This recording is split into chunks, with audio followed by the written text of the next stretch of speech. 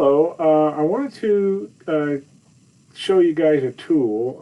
I did this in my in-person class today, and I wanted to make sure you also have it online.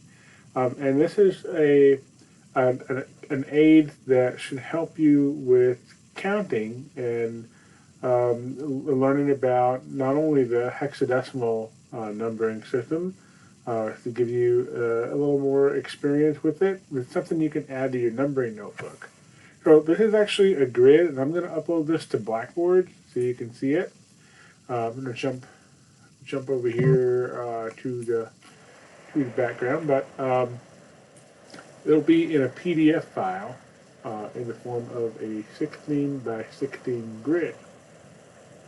And what you want to do is, with your pencil or pen, go ahead and print this grid out,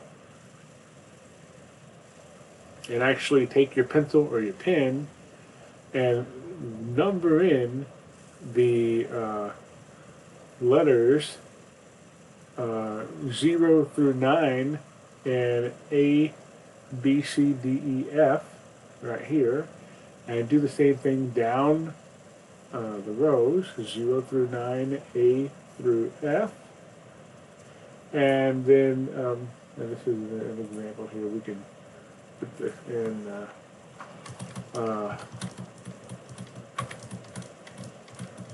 not a very good, not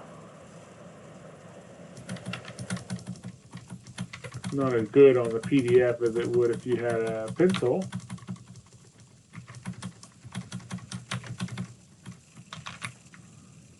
Right.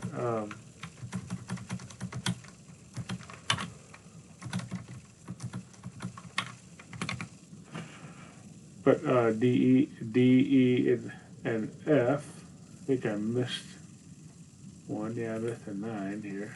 9. A, B, C, D, E, F. So you actually want to do this, you want to print this out and actually do this in pencil or pen above the top of the cell, and then on the, as you go down the column, do the very same thing. And so I can take this, and I don't think I can paste it, but I would actually create that down the side. And this will actually number, when I start numbering, 0, 1, 2, 3, 4, 5, 6, 7, 8, 9, 10, 11, 12, 13, 14, 15. And then I start back over at 16. Okay, so this is what I showed in class today. And if you use that, you can, you will actually have 16 rows of 16 values each. I went ahead and actually put this in a spreadsheet format. I'm going to put both of these on Blackboard for you.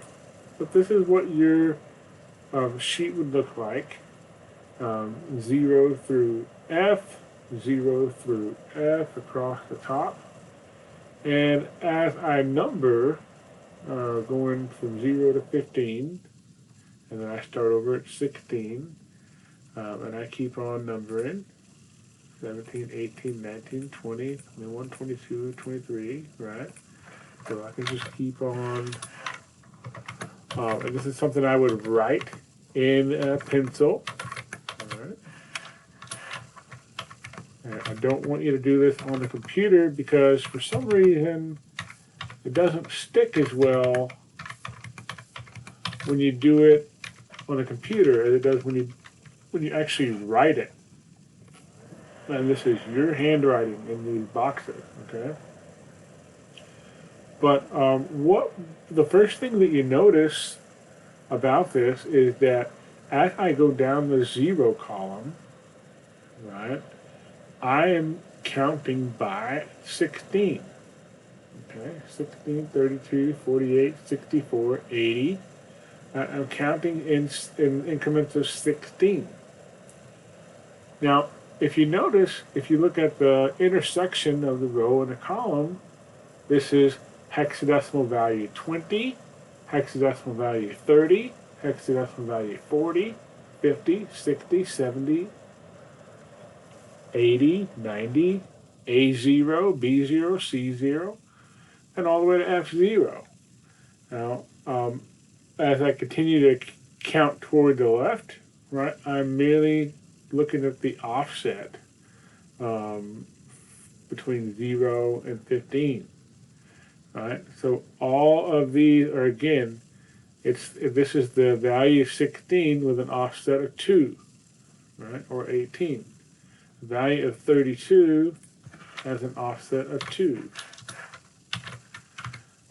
48 with an offset of 2. 64 with an offset of 2. All right. This one has an offset of 4. 34 with an offset, or 32 with an offset of 4. 36. All right, 48 with an offset of 4. I can keep on numbering all these. All right. And I want you to. I want you to continue to number this grid. And of course, the value that on the far right is always one less than the one that's on the next row, right? Because we're when we get to 79 and we add 1, we actually will get to, in this case, 4F, hex value 4F. We add 1, we get the hex value 50. Right, which is numeral 80, decimal 80. So you can just start filling in these values.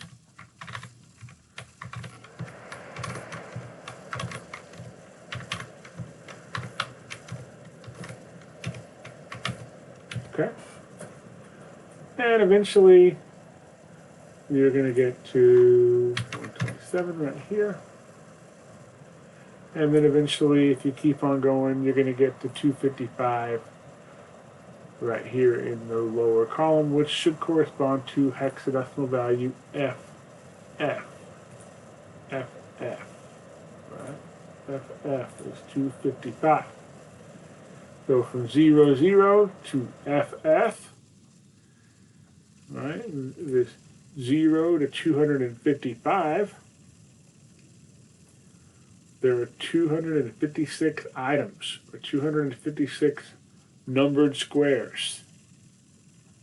All right, so that's something that that you have when you are counting, and we're going to use this 256 value, 0 to 255.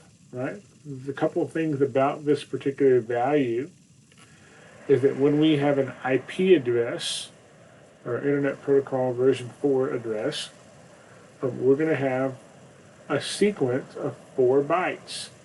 These 4 bytes are going to have values that can range between 0 and 255. Right? Or hexadecimal 0 to FF. Right? Our MAC addresses are going to be 6 byte values. And a MAC address is our layer 2 address. Each network interface card is going to have that 6 byte MAC address, and each byte is a number from 0 to 255. It can be any one of these numbers on this grid. Right, now I just selectively numbered these. You can start anywhere you want and keep on going. You should eventually fill up the grid. But I also want you to notice that I've actually included some lines here, right, to help you cut this grid in half. Okay? So when I have this whole grid and I have 256 items, I'm going to go ahead and open up my little notepad here because I'll use it for notes, right? So I have 256 items or things. in this grid, and the range is from 0 to 255. 256 items or things. If I cut that in half, I'm saying 256 divided by 2 is 128. But if I look at just the first half, what I have is I start with 0 and I go all the way up to the end of the first half, in this case 127. Right? If I count how many things I have, I'm left with 128 things, or 128 items. Right? That's what I have. So if I number them, because I start at 0, my range is from 0 to 127. Now, I could take that group, that whole 256 item group, and I can, like I said, I split it in half. I have 128 items or things. And what I actually did then when I split it in half is I actually split it into 2 groups that were equal size. So if I talk about the second group, all right, I'm going to have my first group with a range of 0 to 127. My second group, the range is going to be 128 to 255. Right? I still have the same set of 256 items. I've cut that set into 2 groups. Right? And that's what the little lines here are for, right? If I were to actually start numbering my second group, I would go all the way to 128, and then keep counting from 128, I get to 143. I keep going, and I get to 159. I'd keep going, and I get to 175. I'd keep going, and I get to 191. I'd keep going, and I get to 207. Right? I'd keep going, and I get to 223. And finally, I would keep going, and I would get to 239. Right? So these are my very last set on the range. So now, if I were to take this group here, and I've drawn, and you'll see another line right here, and I took this group of 128 things, and I cut it also in half. All right, 128 divided by 2. See, I've drawn a little dotted line here. This is how many things? It's 64 things. 128 divided by 2 is 64 things. So what I've done is I've cut my first group in half, and I've made 2 groups out of it. And then you should also see that I've taken my original set of 256 things, and now I have, if I continue making a group with the same size, I have 4 groups. All right, so I started with 1, I cut it in half, I have 2 halves. I cut that group in half, right here, and now I have 1, 2, 3, 4 groups. Each one of those groups have the same number of things, in this case 64. All right.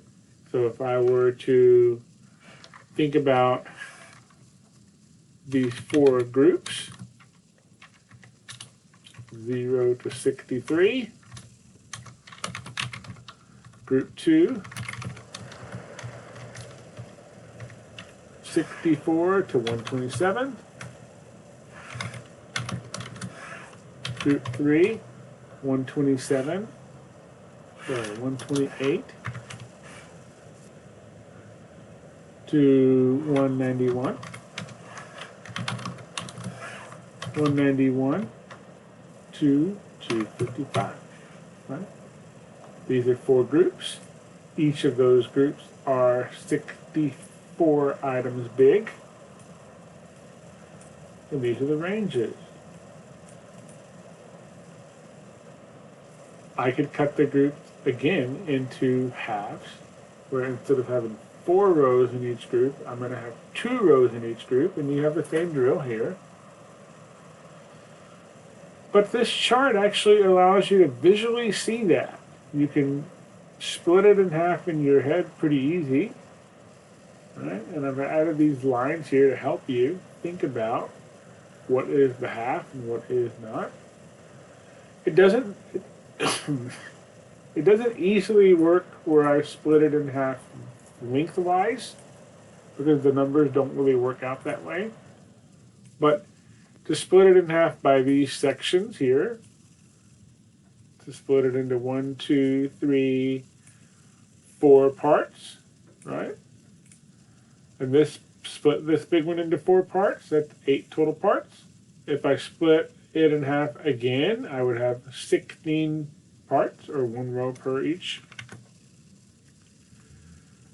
And so this is just a visual tool for you to think about not only the hexadecimal counting, but also how to break this group up into pieces. So I'm going to keep on filling in some of these bubbles, and you can do the same with your pencil.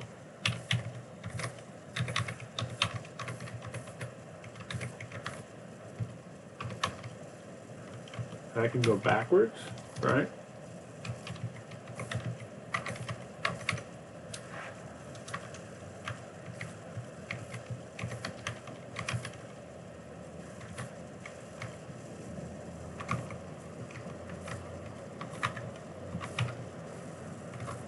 And sometimes when you number things like this and you start to see a relationship between the numbers,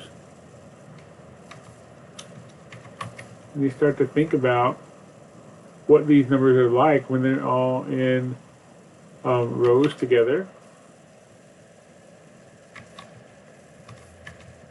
And all of these numbers are the exact same distance apart.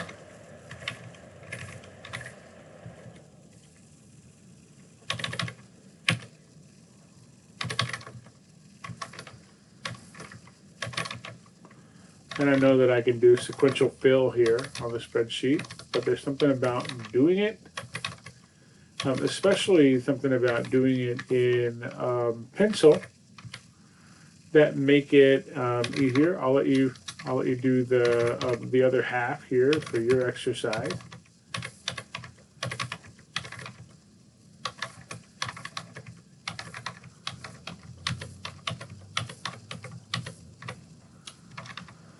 Okay, you can do the other half of the chart. But as you can see, this is our 0 column where we count by 16. Now this is actually going to become relatively important, because these numbers are going to become our network boundaries in many cases in our IP addresses. These are our network boundaries. Right? They're always going to fall on the right boundary to be. In some cases, they won't actually be IP addresses, but they'll be the definition of some of the networks that we use. Right, so these numbers are important. These numbers are also important because they're going to end up at some point in time being the values for the broadcast addresses that we'll have. Okay, these will at some point be broadcast addresses. Right? These will be the boundary addresses, right? So this exercise will help you not only count in hexadecimal, but it will help you think about beginning to break up these numbers. Now, when I start with this large grid, and I have this, essentially, I'm showing you all of the combinations that would make up 1 byte. This is 1 byte, or 8 bits in the information. Okay, 1 byte. IP addresses are 4 bytes. MAC addresses are 6 bytes. Right? This is 1 byte. And if I were to take this and it represented 256 things and I were to double its size, I would have 512 things. And then if I took those two things that I had, 512 things, these two groups, and I doubled them again, I would have 4 large groups of 256, and I would have 1,024 items. 1,024 just happens to be the size of 1 kilobyte. So when I have a 1 byte of 8 bits value, and I multiply it into by that factor, right? By that factor that I'm using, right? If I take this 1 byte and double and double and double and double, double, double, double, double, double again, right? Eventually I get to 1,024, right? Which is the value that is a kilobyte. Okay? I take the 1 byte and then double, double, double, double, double, double, double, double, double, and double. Right? Eventually, I get there. And so, as you see, as you start with 1 and you start doubling this value, it just gets larger and larger. But that is what happens when we count in binary and we start adding bits. As we add bits, we double the size of our number. And so I'm going to put this spreadsheet and this grid right here for you to write on. I'm going to put it on Blackboard, and you can make this grid part of your numbering notebook. I want to see this as part of your numbering notebook with your writing. Don't try and add this. Don't try and add these values using a tool. Just write them in a pencil. But you can also have this little spreadsheet as well. But I want you to make that part of your practice for your numbering notebook, so you can print off as many of these sheets as you want. These grids right here, and you can had another student that decided he wanted to put the binary representation of the numbers on the columns and rows, which that's also okay. If you counted 0 to 15 in binary, did the same thing here, you could write the binary representation of all 256 combinations of numbers right there. So I wanted to share that with you, and thank you very much. Hope you have a good day.